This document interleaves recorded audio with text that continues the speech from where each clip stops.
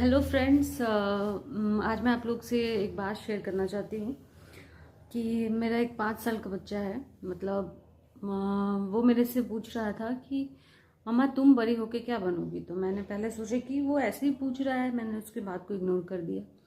फिर उसने दोबारा पूछा कि मम्मा आप बोलती हो मुझे बड़े होके डॉक्टर बनना, पुलिस बनना, तो आप बड़ी होके क्या बनोगी।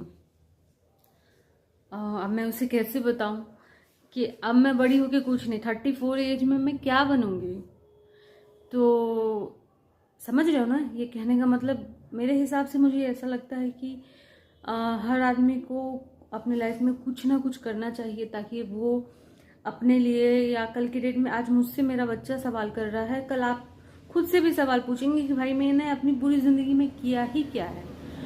तो मुझे ऐसा लगता है कि कुछ ना कुछ तो करना चाहिए।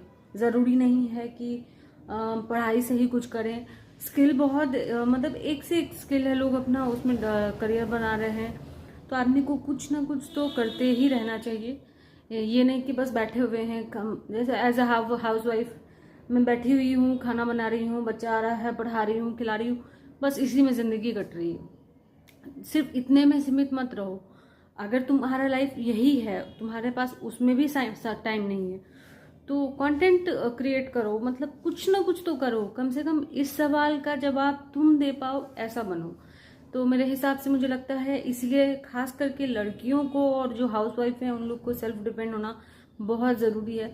क्योंकि आज वो सब सवाल मेरे बच्चे के दिमाग में आया है, कल हो सकता है आपके बच्चे के दिमाग में आए, या आ भी रहा होगा, वो पूछ नहीं पा रहा होगा।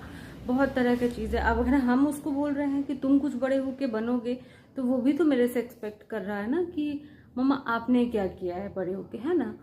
तो मुझे ऐसा लगता है कि अपने लिए कम से कम अपने लिए करो, अपने बच्चे को जवाब दे पाओ उसके लिए करो। थैंक यू, इतना ही कहना था।